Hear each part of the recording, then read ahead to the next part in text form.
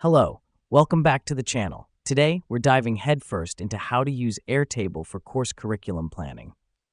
Now let's get started.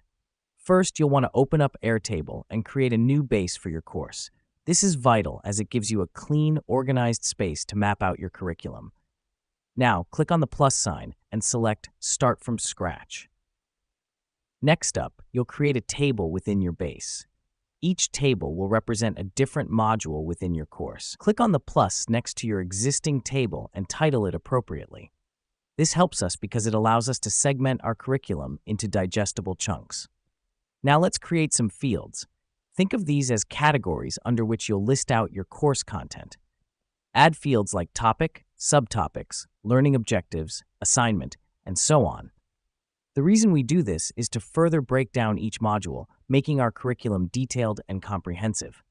Now, you'll populate your table.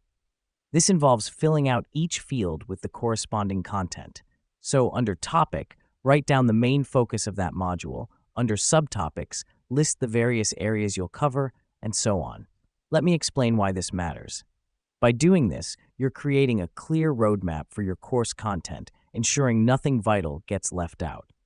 Now that we've done that, let's use Airtable's grouping feature. This allows you to group your modules or topics according to your preferred criteria, such as difficulty level or learning objectives. Simply click on the Group button at the top, select your preferred field, and voila, your course content is now neatly organized. Finally, remember to use the comment function to add notes or reminders for each topic. This keeps all your crucial thoughts and ideas in one place, enhancing your overall organization. And there we have it.